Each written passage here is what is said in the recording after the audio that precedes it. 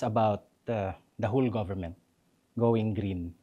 Why? Because the problem is at such extent na hindi na siya kaya ng mga individual action, private action. The state must really be involved fully. So a green government is really a government that prioritizes amidst everything else, environmental action. Unahin mo na yan. Before any other issues, unahin mo na siya. At least for the time being.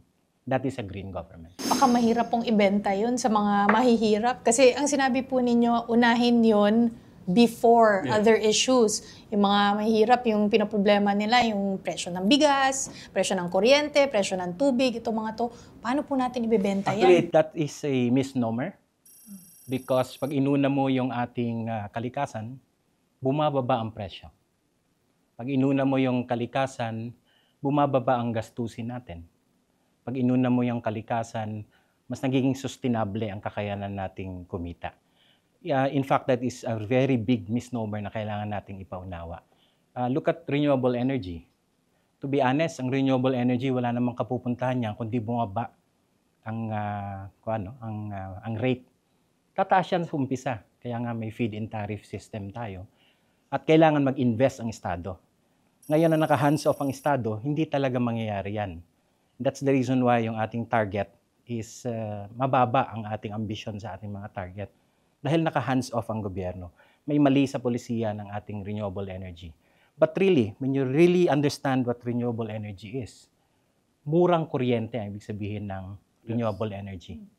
So, you're talking about energy, no, and renewable energy, and given you're known po as being an advocate for a good environment. What is your stand po about if ever the government should shift already to nuclear energy, in the modern nuclear energy? Well, I understand there is such a thing as new technology sa nuclear energy.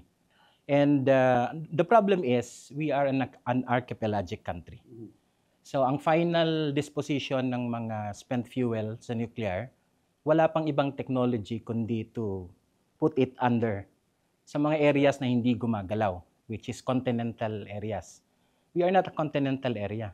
Wala tayong paglalagyan yan dito. So you have to bring it in and you have to bring it out.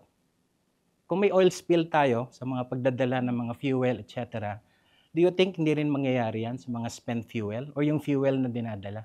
It is too risky in the Philippines. Nuclear energy is a no option in the Philippines, regardless kung anong technology na meron na sa ibang mga bansa. Also, dahil nag-shift nga ng technology ang maraming bansa, what do you think ang dadalhin nilang technology dito? Do you think yung pinaka-latest? I doubt.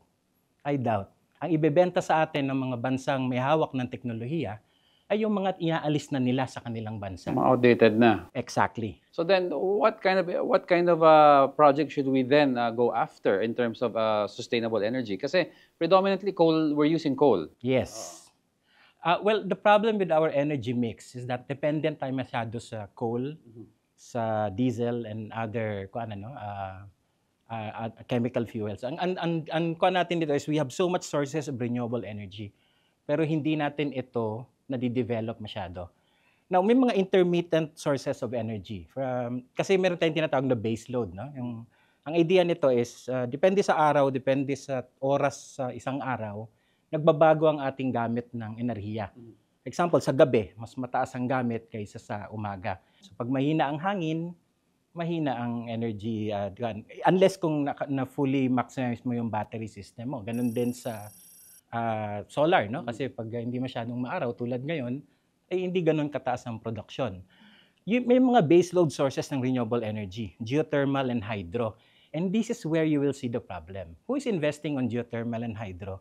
Not government, but also not private sector because masyadong mataas at masyadong mahaba ang ROI. So who is doing the investment there? Nobody.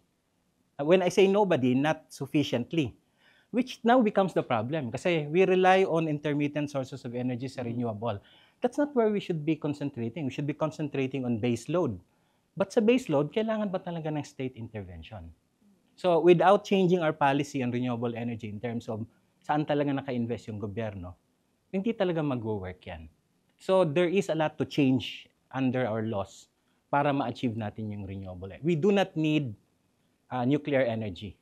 We simply have to shift swiftly to renewable energy sources because advantage natin ito.